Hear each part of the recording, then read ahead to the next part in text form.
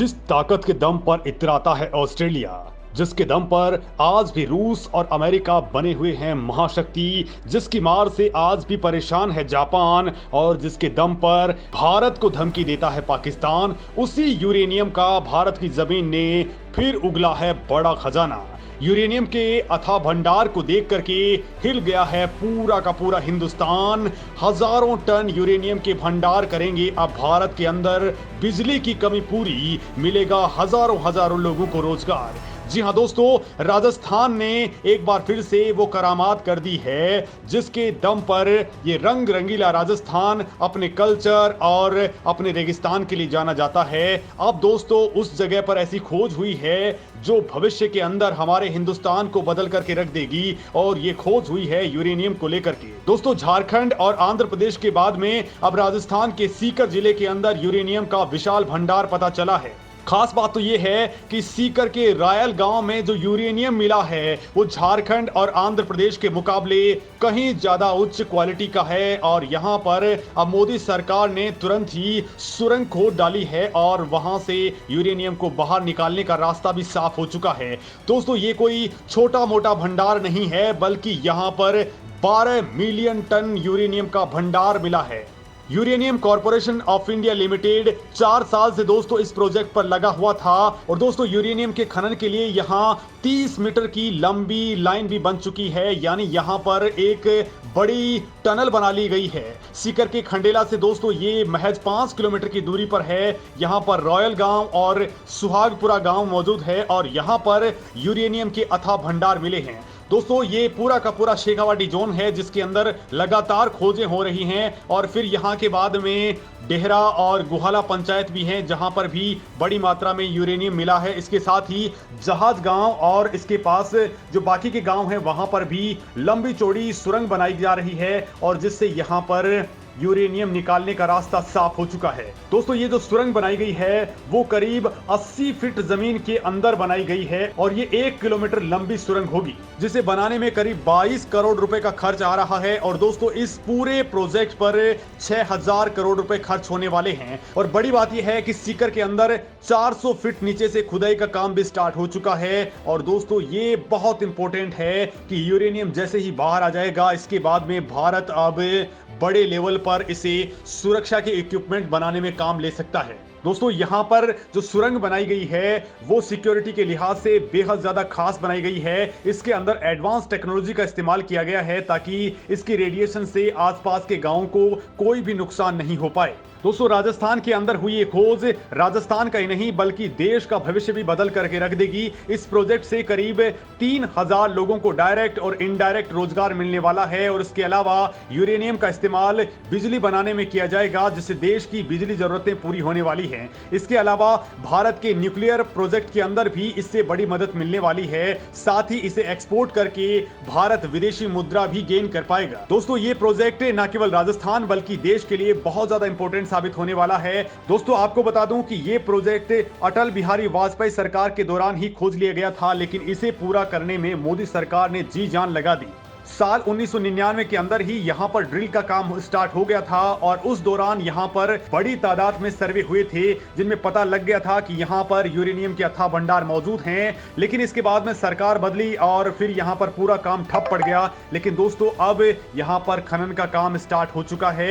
यहां पर यूरेनियम के विशाल भंडारों के सबूत मिल चुके हैं। दोस्तों इस एरिया में यूरेनियम के लिए लगातार सर्वे हो रहे हैं। हेलीकॉप्टर से लटके डिवाइसेस जिसको लूप कहा जाता है उसके जरिए इन खनिज भंडारों का पता लगाया जा रहा है। दोस्तों ये वो बेल्ट है जहां पर भारत के अंदर सबसे पहले कॉपर निकाला गया था, यानी कि जो खेतड़ी वाला इलाका है वहां पूरे हिंदुस्तान में आज भी कॉपर सप्लाई होता है, और ये वही इलाका है जहां पर यूरेनियम के ये अथाह भंडार भी पता चले हैं। दोस्तों राजस्थान के 3 और जगहों पर भी यूरेनियम की बहुत ज्यादा संभावनाएं तलाशी जा रही हैं। दोस्तों भारत सरकार के परमाणु खनिज शोध निदेशालय को सीकर के रोहिल में 8,813 टन, पश्चिमी रोहिल में 1,086 टन और इसके अलावा एक और इलाके में 3,570 टन यूरेनियम ऑक्साइड का बड़ा भंडार मिला है। इसके अलावा दोस्तों उदयपुर के उमरा जिले के अंदर भी यहां पर 1,160 टन यूरेनियम ऑक्साइड मिला है। राजस्थान में दोस्तों अब तक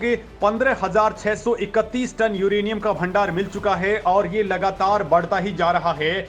यहां पर 14,471 टन अकेले सीकर के अंदर मिला है, तो वहीं 1,160 टन उदयपुर जिले के अंदर मिला है। अब दोस्तों यहां जल्द ही ड्रिलिंग का काम भी स्टार्ट हो जाएगा। इस एरिया में चट्टानों के नीचे धार के रूप में यूरेनियम मौजूद है।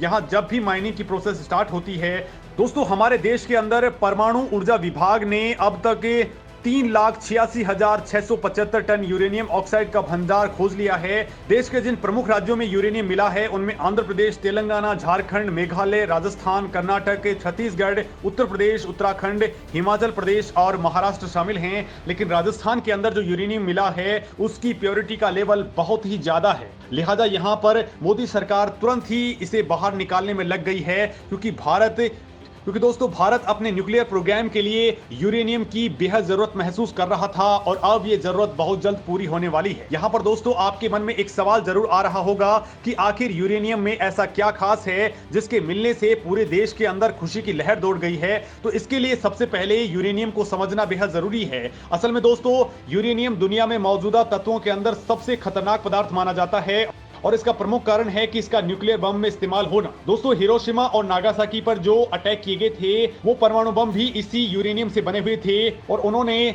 जापान के अंदर तहलका मचा करके रख दिया था। दोस्तों उस समय केवल 64 किलो यूरेनियम का ही इस्तेमाल किया गया था और उनमें भी केवल 0.02% ही परमाणु एनर्जी में ये कन्वर्ट हो पाया था।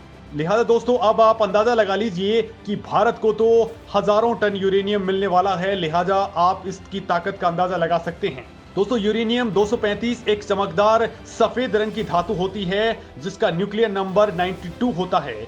दोस्तों यूरेनियम प्राकृतिक रूप से रेडियो एक्टिव होता है। इसके एटम का न्यूक्लियस अनस्टेबल होता है और ये हमेशा पहले से ही अनस्टेबल एलिमेंट में बदलता रहता है। दरअसल यूरेनियम के कारण ही रेडियो एक्टिविटी की खोज संभव हो सकी है। साल 1897 में फ्रांसीसी फिजिसिस्ट हेनरी बकरू ने यूरेनियम के एक यौगिक को फोटोग्राफिक प्लेट पर रंग दिया था और ये देखकर के वो आश्चर्यचकित रह गए थे कि फोटोग्राफिक प्लेट पर प्रकाश पड़ने का प्रभाव दिख रहा था। इससे दोस्तों ये पता चला कि यूरेनियम के यौगिक में किसी भी प्रकार की अदृश्य किरणें निकलती रहती हैं। इसके बाद में दोस्तों पोलैंड की वैज्ञानिक मैरी क्यूरी ने अपने पति के साथ मिलकर के इस मामले में बहुत तगड़ी खोज की। मतलब दोस्तों रेडियो एक्टिविटी के क्षेत्र में बहुत तगड़ा इजाफा हुआ और इसके बाद में न्यूक्लियर बम बनाने की दिशा में ये बड़ा काम हो पाया। दोस्तों इससे एक तरफ परमाणु बम बनाए जा सकते हैं तो दूसरी ओर इससे बहुत ज्यादा बिजली भी बनाई जा सकती है। 1 किलोग्राम यूरेनियम से 20,000 मेगाटन तक बिजली पैदा की जा सकती है। इसके अलावा इसका इस्तेमाल